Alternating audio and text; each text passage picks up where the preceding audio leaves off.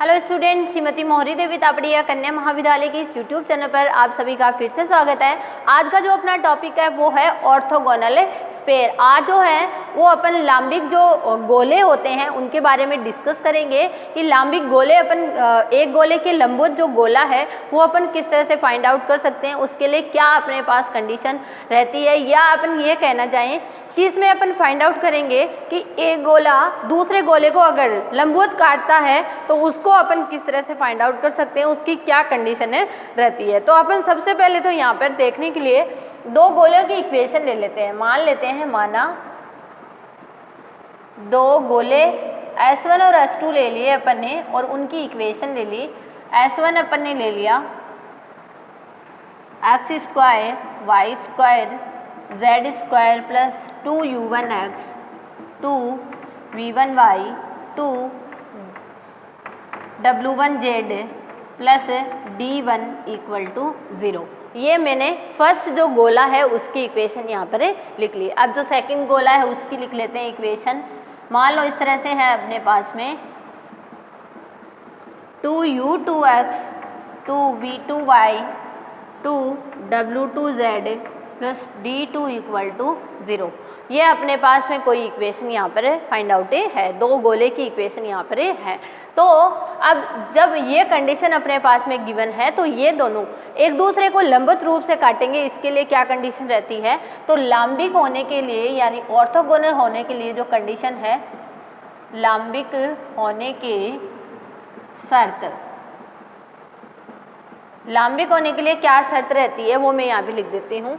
2u1 u2 plus 2v1 v2 plus 2w1 w2 equals to d1 plus d2। ये जो condition होती है, ये कोई भी जो दो गोले हैं वो परस्पर किस तरह से अपने एक दूसरे को लंबवत जो काटते हैं उसके लिए यहाँ पर ये कंडीशन है रहती है। क्लियर है? मेरे हिसाब से सभी को ये चीज़ यहाँ पर क्लियर होगी कि दो गोले गिवन होते हैं तो उनके लाम्बिक होने की कंडीशन क्या रहती है, 2u1 u2 plus 2v1 v2 plus 2w1 w2 equal d1 plus d2। ये वैल्यू अपने पास में रहती है। ठीक है, तो अपने इसको कुछ एग्जाम्पल की हेल्प से समझते हैं कि एग्जाम्पल की हेल्प से अपन इसको किस तरह से यहाँ पर प्रूफ कर सकते हैं। तो मैं एग्जाम्पल फर्स्ट यहाँ पे उठाती हूँ। एग्जाम्पल नंबर फर्स्ट में आपसे कहा गया है, एग्जाम्पल फर्स्ट में आपको गोले की इक्वेशन नहीं दे के आपको सर्कल और प्लेन की इक्वेशन दे रखी है और आपसे कहा गया है दो सर्कल दे रखे हैं और दो ही प्लेन्स दे रखे हैं और उनसे जो गोले बनेंगे उनकी इक्वेशन यहाँ पर लेनी है अपने को। ठीक है, देखिए एग्जाम्पल नंबर फर्स्ट में आपसे क्या दे रखा है। सबसे पहले तो मैं उस सर्कल की इक्वेशन लिख लेती हूँ। आपको दे रखे हैं दो सर्कल है। पहला जो सर्कल है वो है, सर्कल है अपना x square plus y square minus 2ax plus r square equal to 0 और z इक्वल टू 0। ये इसके साथ में प्लेन है। इस सर्कल के पहले सर्कल के साथ में ये z इक्वल टू 0 क्या है, अपना प्लेन है। ठीक है, अब जो दूसरा सर्कल दे रखा है अपना x square plus z square, इस r स्क्वायर को मैं इधर ले आती हूँ बराबर में 0 और y इक्वल टू 0। और अपने को प्रूफ करना है कि ये दोनों एक दूसरे को लाम्बिक रूप से काटते हैं यानी लंबवते काटते हैं, ये दोनों ऑर्थोगोनल हैं। ठीक है, तो सबसे पहले तो यहाँ पर अपने को दे क्या रखे हैं, सर्कल और प्लेन दे रखा है। तो सर्कल और प्लेन की हेल्प से अपन ने पीछे डिस्कस किया है कि सर्कल और प्लेन की हेल्प से अपन जो है गोले की इक्वेशन यानी स्पेयर की इक्वेशन को कैसे फाइंड आउट कर सकते हैं। तो यहाँ पे मैं लेती हूँ पहले गोले के लिए आंसर के लिए सबसे पहले तो अपने को गोले की इक्वेशन चाहिए होगी, क्योंकि अपन जो यहाँ पर अप्लाई करेंगे वो किस पर अप्लाई करेंगे, गोले की इक्वेशंस पर अप्लाई करेंगे। तो गोले का समीकरण, तो गोले का समीकरण इनसे कैसे फाइंड आउट होगा, अपने को पता है सर्कल और प्लेन के साथ में क्या रहता है, लैम्डा और म्यू दोनों ऐड होके जो इसके साथ में लेमडा ले लेते हैं और इसके साथ में क्या ले लेते हैं, म्यू ले लेते हैं। और अपन क्या फाइंड आउट करते हैं, सबसे पहले गोले की इक्वेशन। तो देखो गोले की इक्वेशन बन जाएगी 2ax plus r square plus lambda z equal to 0। ठीक है, अब मैं थोड़ा सा इसको सिंप्लीफाई करके लिख लेती हूँ। अपने पास जो गोले की इक्वेशन होगी वो कुछ इस तरह से आ जाएगी 2ax plus lambda z plus r square equal to 0। ये वैल्यू यहाँ पर बनेगी। ठीक है, पहली चीज़ समझ में आ गई। अब जो दूसरा जो वैल्यू है, दूसरा वैल्यू यहाँ पर अपने पास में क्या बनेगा, ये तो पहले गोले की समीकरण, यानी मैं कह सकती हूँ कि जो मेरे S1 का मान है वो मुझे यहाँ से फाइंड आउट हो गया। अब जो दूसरी इक्वेशन दे रखी है अपने को सर्कल और प्लेन के लिए, उनसे क्या करेंगे अपन, दूसरे गोले की इक्वेशन को फाइंड आउट करेंगे। तो समीकरण क्या बनेगी, डायरेक्ट लिख लेती हूँ। उसके लिए अपन कांस्टेंट यहाँ पे लैम्डा नहीं लेके क्या ले लेंगे, म्यू ले लेंगे। X square plus z square minus r square plus mu y equal to 0, यही बनेगी। अब देखो थोड़ा सा इसको अपन करके लिख लेते हैं, x square plus z square plus mu y minus r square equal to 0। अब इन्हीं दोनों इक्वेशंस की हेल्प से, इक्वेशन नंबर 1 और इक्वेशन नंबर 2, इन दोनों पर अब ये क्या आ गए अपने यहाँ पर, गोले के इक्वेशन आ गई है, गोले की समीकरण आ गई है। और गोले की समीकरण आते ही अपन कंडीशन को किस तरह अप्लाई करना है मैंने आपको बताया था। क्या होता है, 2u1 u2 plus 2v1 v2 plus 2w1 w2 equal में क्या होता है अपना d1 प्लस d2। तो उसे अप्लाई कर देते हैं। अगर वो इस कंडीशन को सेटिस्फाई करती है देन वैल्यूज अपनी क्या बन जाएगी, यहाँ पर सॉर्ट आउट हो जाएगी। ठीक है, तो देखिए अब यहाँ पर अप्लाई कर देते हैं जो जो अपने पास में है। ठीक है, u1 और u2 इनकी वैल्यू देखो, यहाँ पे x के जो कोफिशिएंट्स होते हैं उनसे अपन क्या निकालते हैं, u निकालते हैं। तो यहाँ पे सबसे पहला u1 देखिए, u1 आपके पास प्रेजेंट है, कितना प्रेजेंट है, 2a है। ठीक है, या मैं कहूँ कि यहाँ पर आपका क्या होता है, इसका आधा हो जाता है, तो यहाँ पर प्रेजेंट है माइनस का a। और u2 कितना प्रेजेंट है, यहाँ पर देखिए x का कोफिशिएंट ही नहीं है, तो u2 क्या हो जाएगा अपना 0 हो जाएगा यहाँ पे। ठीक है, उसके बाद बात आती है जो v1 v2। अब इसमें देखिए आपको v1 कहीं भी नज़र नहीं आ रहा है, तो v1 के लिए आ जाएगा 0 और v2 यहाँ पर है तो v2 आ जाएगा म्यू बाई 2। यही आएगा ना, इसकी जो वैल्यू होती है उसका क्या होता है, आधा होता है अपने पास में जो भी वैल्यूज़ होती हैं। और w1 w2 के साथ आएगा, तो यहाँ पर देखिए w1 इसके अंदर है 2, इधर बनेगा लैम्बडा बाई 2, और इधर क्या है w2 का नहीं है मान, तो क्या हो जाएगा 0। तो यहाँ पे और इधर आता है d1 प्लस d2। d1 और d2 क्या होते हैं, इनके कांस्टेंट्स होते हैं। तो यहाँ तक की तो अपनी वैल्यू है। यहाँ पर d1 कितना है, r स्क्वायर है, और d2 कितना है, माइनस का r स्क्वायर है। तो दोनों लेफ्ट हैंड साइड और राइट हैंड साइड को सरल करेंगे, तो इधर 0 0 0 और इधर भी क्या आ गया 0। तो ये क्या हो रही है, यहाँ पे लंबिकता की जो कंडीशन होती है वो क्या हो रही है, यहाँ पे फॉलो हो रही है। तो अपन कह सकते हैं कि ये जो दोनों अपने स्पेयर और जो इसकी समतल की हेल्प से सर्कल और प्लेन की हेल्प से जो अपन ने स्पेयर बनाया था, उस स्पेयर के लिए ये कंडीशन क्या हो रही है, सेटिस्फाई हो रही है। यानी यहाँ पर क्या आ रही है, लंबिकता की कंडीशन सेटिस्फाई हो रही है। 2u1 u2 plus 2v1 v2 plus 2w1 w2 equal में आ रहा है d1 प्लस d2 के। तो ये कंडीशन सेटिस्फाई हो रही है, तो अपन ये कह सकते हैं कि ये क्या बन जाएंगे, अपने ऑर्थोगोनल स्पेयर जो है वो यहाँ पर बन जाएंगे। ठीक है, ये हो गया यहाँ तक।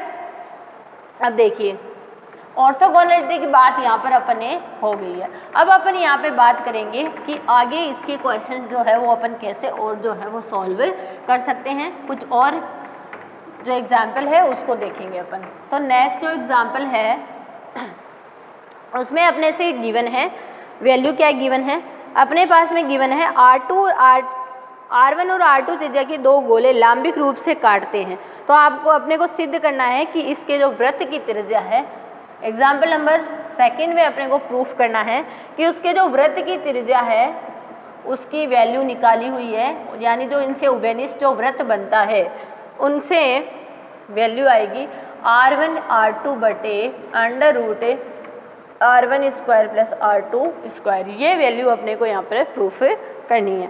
तो देखिए सबसे पहले तो अपन क्या करेंगे, गोले के इक्वेशन, दो गोले ले लेंगे जिसमें एक के लिए क्या रहेगी R1 रहेगी और दूसरे के लिए क्या रहेगी R2 रहेगी। ठीक है, तो यहाँ पर देखिए अपन वैल्यूज़ को किस तरह से लेते हैं। तो सबसे पहले तो गोले की इक्वेशन मान ली, आंसर लगा के लिखेंगे गोले का समीकरण। गोले का समीकरण अपन सभी जानते हैं x1 + y² + z² equal to r1 square, ये मान ली एक तो। और जो दूसरी है उसको क्या मान ली अपन ने यहाँ पे, ये तो मूल बिंदु से गुजरने वाले गोले के लिए होती है, ठीक है। और दूसरा जो होता है अपन जानते हैं, दूसरा गोला अपन ने जो अपनी व्यापक समीकरण होती है उसको मान लेते हैं 2ux 2vy + 2wz plus d equal to 0, ये क्या मान ली व्यापक। अब इसकी तो इक्वेशन r1 है, ये तो अपने को समझ में आ रहा है। और इसके लिए क्या मान लेते हैं, r2 मान लेते हैं। तो दूसरे गोले की त्रिज्या r2 कैसे निकालते हैं, अपन जानते हैं r2 का formula u² + v² + w² equal -d, ठीक है। यही तो होता है अपना किसकी वैल्यू, r2² की। अब देखिए ये दोनों क्या कर रही है, एक दूसरे को लंबवत काट रही है। तो जब ये दोनों एक दूसरे को क्या करेगी, लंबवत काटेगी, तो अपन यहाँ पे क्या लिख सकते हैं, समीकरण 1 और 2। अगर दोनों एक दूसरे को क्या काटेगी, लंबवत काटेगी, तो अपन ये चीज़ कंडीशन यहाँ पर अप्लाई कर सकते हैं कि जो d - r1² होगा वो कैसा होगा, 0 होगा, ठीक है। ये इसके लंबवत होने की कंडीशन है। आप इन सारों पर जब ये इसके अंदर जो आप अप्लाई करोगे तो आपके पास में यही वैल्यू बचेगी, क्योंकि लेफ्ट हैंड साइड तो क्या बन जाएगी आपकी, 0 बन जाएगी। तो इसमें कोफिशिएंट क्या है अपना, r1² है और इसका क्या है, d है, ठीक है। यहाँ से देखें तो d - r1² जो होगा वो आपका क्या बन जाएगा, 0 के बराबर हो जाएगा। ये आपकी लांबिकता की कंडीशन यहाँ से आ जाएगी, ठीक है। अब देखो लांबिकता की कंडीशन आ गई है। अब इसके बाद अपन यहाँ पर क्या लगाएंगे, इनसे जो उभयनिष्ठ वृत्त बनेगा उसकी क्या निकालनी है अपने को, इक्वेशन फाइंड आउट करनी है। अब उभयनिष्ठ वृत्त बनेगी तो इन दोनों इक्वेशन, जो अपनी इक्वेशन नंबर फर्स्ट जो गोले की समीकरण है और जो दूसरा गोला का समीकरण है, उन दोनों को आपस में क्या करना पड़ेगा, घटाना पड़ेगा। तब अपने पास में क्या फाइंड आउट होगी, यहाँ पर जो इनका उभयनिष्ठ वृत्त होगा उसका इक्वेशन अपने पास में फाइंड आउट होगा, ठीक है। तो इनको जब घटाएंगे तो अपने पास देखिए क्या वैल्यू बचती है। तो देखिए घटाने समीकरण 1 और 2 को घटा देंगे अपन और अपने पास में एक रिलेशन फाइंड आउट हो जाएगा। उस उभयनिष्ठ वृत्त की त्रिज्या तो निकालनी है अपने को समीकरण 1 - 2 से। समीकरण 1 और 2 को जैसे ही अपन ने माइनस किया, अपने पास जो वैल्यूज़ बचेगी वो क्या बचेगी, देखिए यहाँ पे जो वैल्यू है वो कुछ इस तरह से बच जाएगी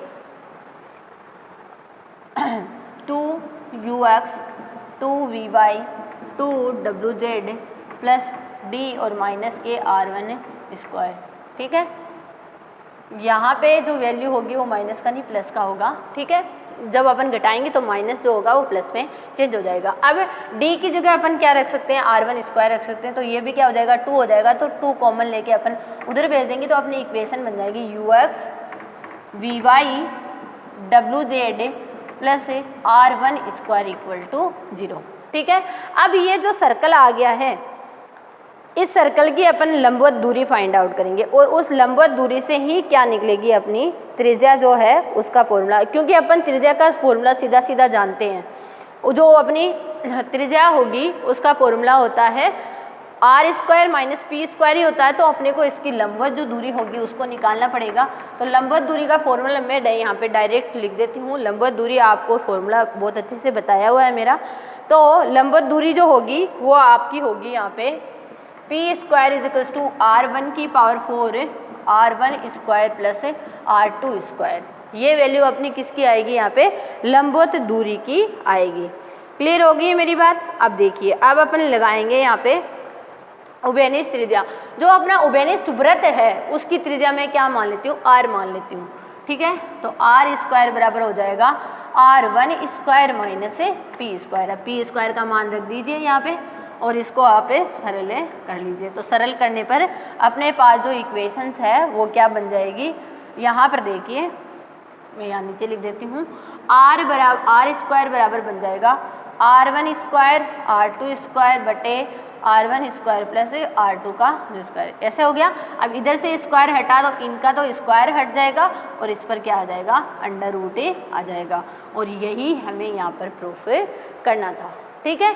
तो मेरे हिसाब से आपको ये चीज़ समझ में आ गई होगी कि किस तरह से अपने को लांबिकता की कंडीशन यूज़ करते हुए यहाँ पर एग्जांपल्स को सॉल्व करना है, ठीक है। तो ये था अपना आज का वीडियो जिसमें अपन ने ऑर्थोगोनल स्पेस के बारे में डिस्कस किया है। आई होप आपको समझ आया होगा। आप इस वीडियो को ध्यान से देखिएगा और कुछ भी नहीं समझ में आता तो शेयर कीजिएगा। Thank you so much.